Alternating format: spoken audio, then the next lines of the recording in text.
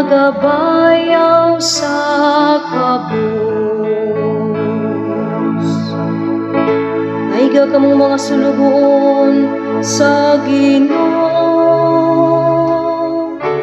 naiga ngalan sa Ginoo, kay gunung tangalan sa Ginoo, karon ug hangtod sa kahangturan.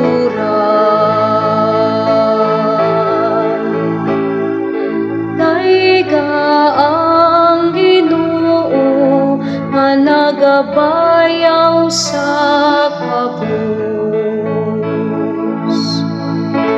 Labaw sa tanang kanasuran, mao ang Ginoo.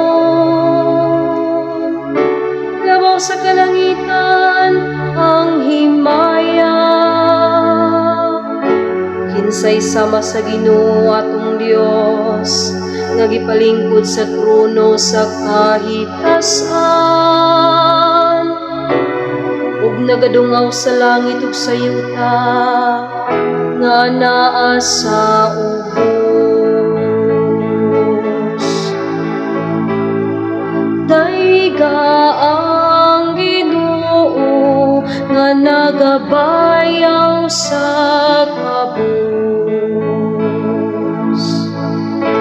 Ibayaw niya ang ubos gikan sa bug, gikan sa kalapukan iyang gialsa ang kabus.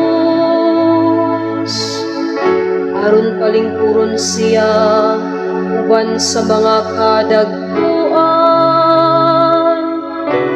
sa iyang lungsod. Daiga ang Ginoo nga nagabayaw sa kabus.